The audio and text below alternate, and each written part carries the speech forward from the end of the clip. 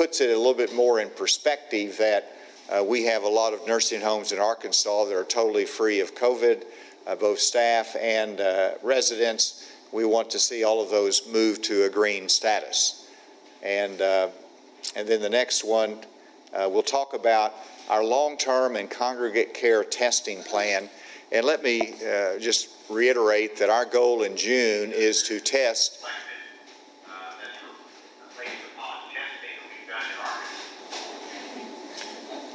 Okay, I think they fixed it. I thought it was a reporter at first, and then I recognized it was me. That's even more problematic. But we set as a goal to test every resident in a nursing home in Arkansas in June, along with the staff. And this tells us how we're going to get there by June 30th or the first week in July. And that is the key partnership with LabCorp, which we have an agreement with, a commercial testing site, to return the test very quickly. And we're talking about 16,000 to 18,000 nursing home residents with 20 to 22,000 staff. You have the DHS facilities, 5,000 residents and staff. Alternate to living facilities, 6,000 residents and 5,000 staff. And that's one of the reasons that we have Secretary Gillespie here, is because they have to be engaged in this partnership for the testing, both from youth services to our community centers that have the disabilities that are located in those facilities that we want testing. The reason all of this is important is that these represent the most vulnerable citizens of Arkansas, and they're also our family members. And so we care for them, we love them, we want them to have a safe environment, and I applaud the Healthcare Association, Rachel Bunch, for really making sure and working hard that we minimize and try to reduce COVID-19 in the nursing homes, and I think we've had some success as a result of that. Yesterday I testified before a congressional hearing, and part of it was our testing, part of it was nursing homes, and I was with two other governors from other states, and one of the questions read the statistics of Arkansas and COVID-19 positive cases in our nursing homes versus other states, and I didn't realize how well we were doing. And so I was very pleased with some of those statistics that compare us, that we have really been able to manage our way through this to protect as many patients as we can. With that, Dr. Smith. Thank you, Governor. I'll give a few more details on the numbers and maybe a little bit more focus on the nursing homes as well. The Governor mentioned that we've had 249 new cases. 4 of them have been in correctional facilities, so 245 in the community. So our total 8,067 total cases. Of those, 2,208 are active cases.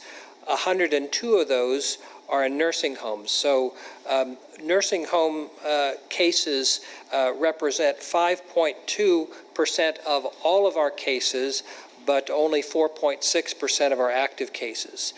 55 of our active cases are in correctional facilities, and so 2,051 are active cases in the community. The little uptick on the active cases in nursing homes that you saw in the graph that the Governor showed just a little bit ago were the 19 from the nursing home in Jacksonville that I mentioned yesterday. So that brings our total nursing home residents that have tested positive for COVID-19 to 423, which I mentioned is 5.2% of our total cases. We also have had 28 staff, nursing home staff test positive. That brings our total for nursing home staff to 289, and that is 3.6% of our total cases. The Governor mentioned the net increase of 6 in our hospitalized to bring us to 138 hospitalized patients. We currently have 30 on a ventilator. That's a decrease of 1. And we've had 6 new deaths, so 142. Although we are doing very well compared to other states in terms of our nursing home deaths per 1,000 nursing home residents, and I believe Rachel will probably talk about that in just a little bit. Still, the 55 nursing home resident deaths we've had make up 39% of our total deaths. So this is our nursing home residents are very vulnerable, and that's why we spent so much time focusing on them, trying to protect them. And again, even though they're only about 5% of our total cases, they are a very high percentage, 39% of our total deaths.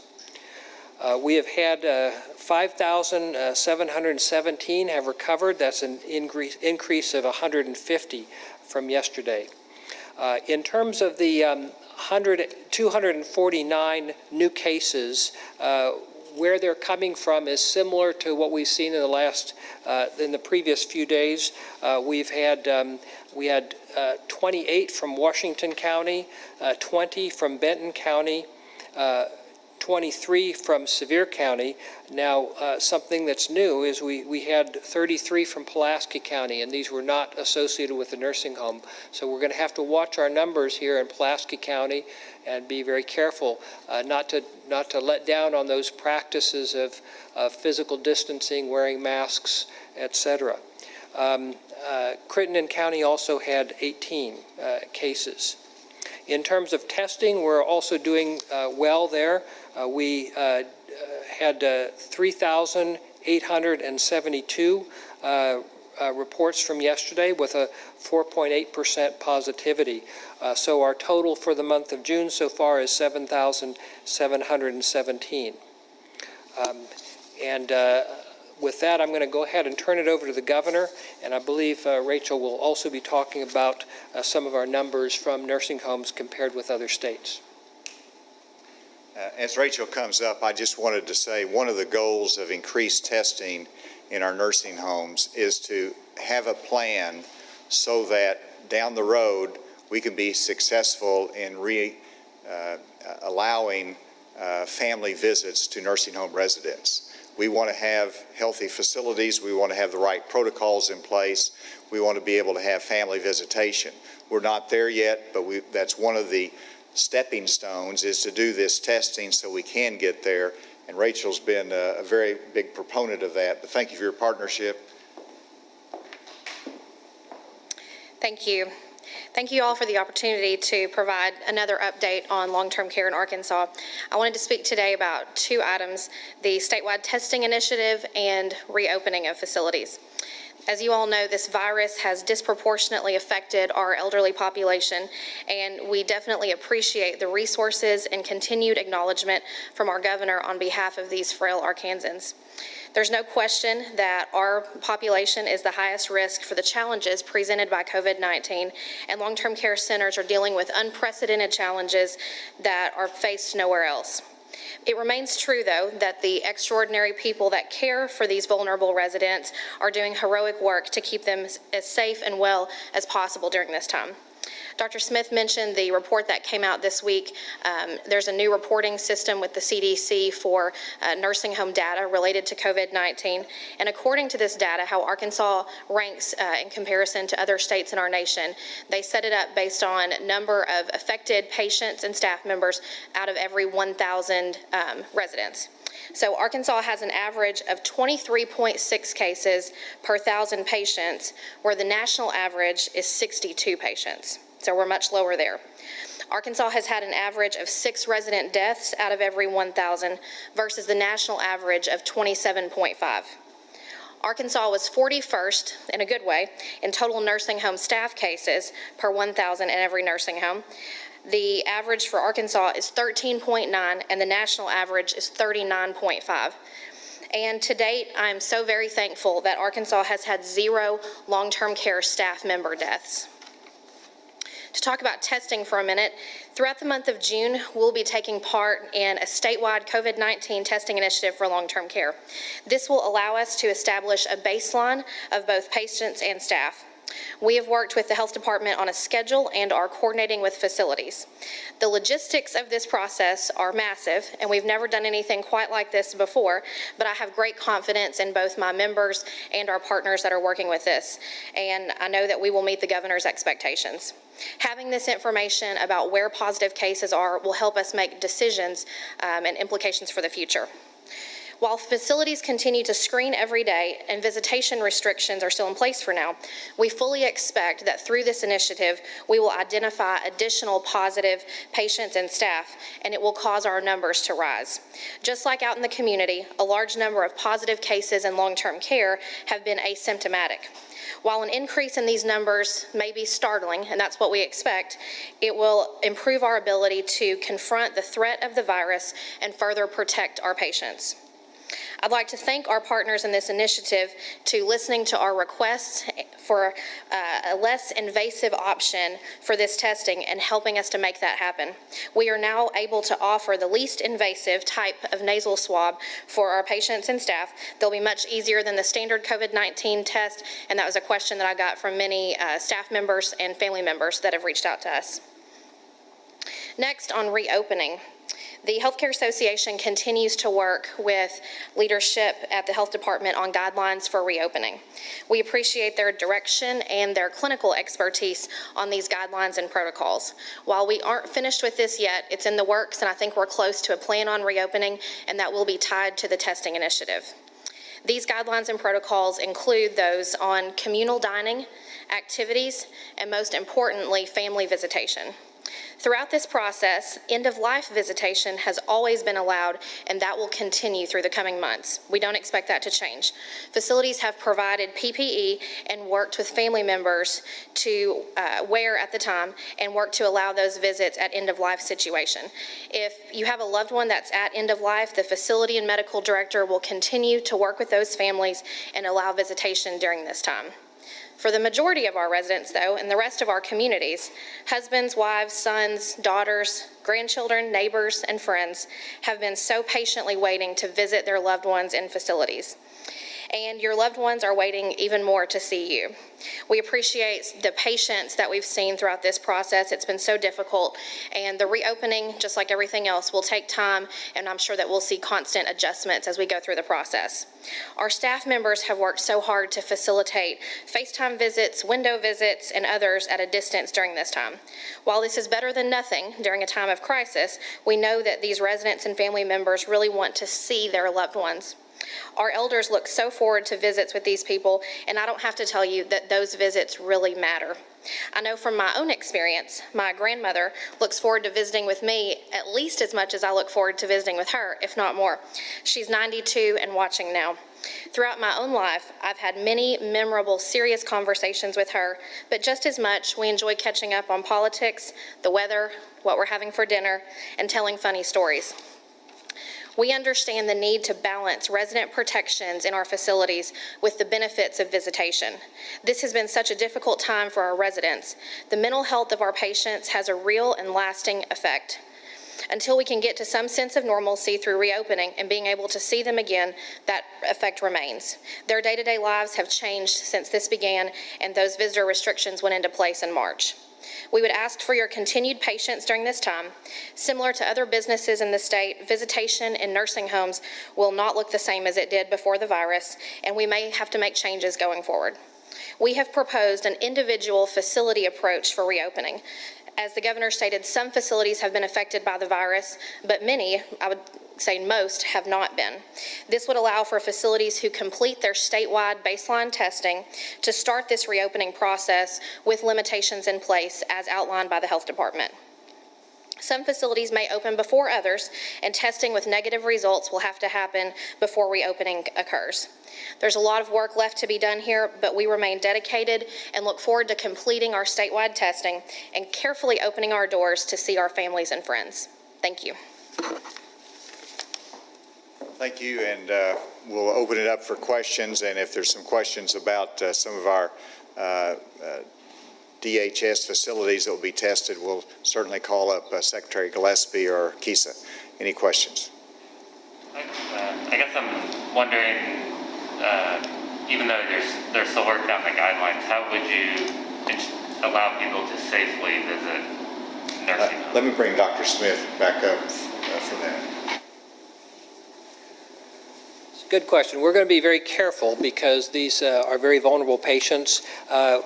And we will be looking, there's a number of criteria that have been set out by CMS, and we're using those in addition to what we've learned about COVID-19 here. But some of the requirements will be that visitors will have to be screened.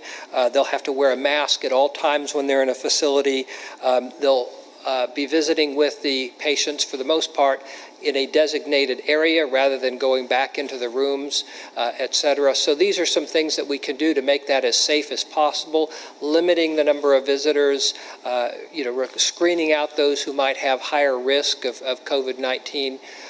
There are ways that we can do this to not make it zero risk, but to minimize that risk. And again, this is something that that we're going to do very carefully and cautiously, but I think there's ways that we can do this to make that happen. Next question, Jay. I guess, Dr. Smith, do we know how many of some of the recent cases have been connected to, like restaurants, barbershops, et cetera, et cetera? We are tabulating that twice a week, and the most recent one, it's been less than 1%. I'll be looking at that again on Friday. So where are we seeing a lot of this community spread, or how are we seeing it? Well, in terms of where, the geographic areas, the two areas are really the sort of northwest corner, the Washington County, Benton County, Sevier County as well. With Queen, we're seeing the most growth in the Latino community, and we're seeing younger people.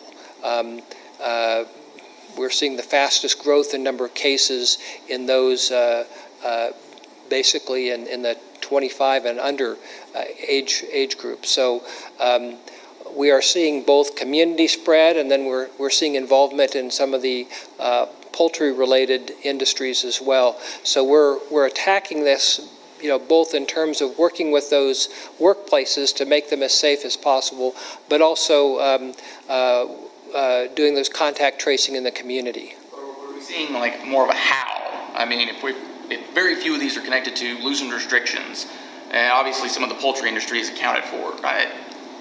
Over 200 for the past about week now. I mean, have we been able to explain where people are coming into contact? Well, we know that there's a couple answers to that. The highest risk setting, of course, is in a household. And if one member of the household is infected, it's very difficult to keep the other members of the household, especially if they've not been tested. You don't know who's infected, who's not. The second is community events. People get together in a community. I'm not picking out birthday parties, but things of that sort. In some cases, we know that church services have been associated with those groups. And then, of course, we do have work sites. The work site probably is the area that is easiest to institute strict controls. It's a lot harder to do that in the community. And we are communal people, and it's really difficult for us to remember the physical distancing, the masks, and the other things, especially when we're around people that we know really well. We're thinking in our mind, there's no way this person could have COVID-19, but anyone could have COVID-19. All right, we're going to see if we can get some questions in, so we're going to do quick questions and quick answers. Next question. Of the 4 new prison cases, can you say where those are? And then of the prisoners who are being considered recovered, how is that determination being made? Are they being retested, or is it just a matter of time passing? I don't have information on these specific. We still did have some cases coming in from various units. We don't have any active large outbreaks going on. And in terms of recovering, when they've completed 14 days, we consider them recovered, unless they're hospitalized or in some other special situation. Do you know the racial demographics of the active cases? Yes, that's a report that we do twice a week as well, and so I'll be looking at that again on Friday. Is there a question remotely? Anybody at the table? On the nursing home testing, is that going to be the nursing homes themselves that administer the test, and who's going to pay for the test?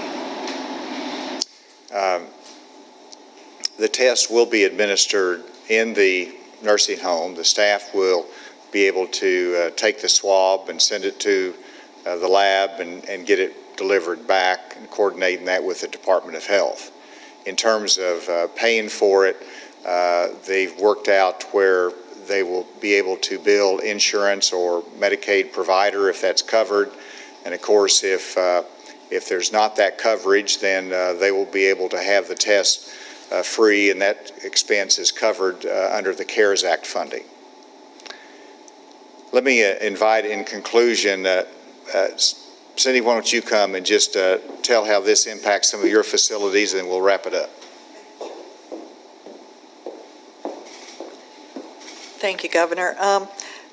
As the Governor mentioned, the Human Development Centers and the Arkansas Health Center are also part of this first round of testing that's being done. So we are notifying today all the parents and guardians. They're going to be receiving a letter letting them know that we are going to be conducting this testing.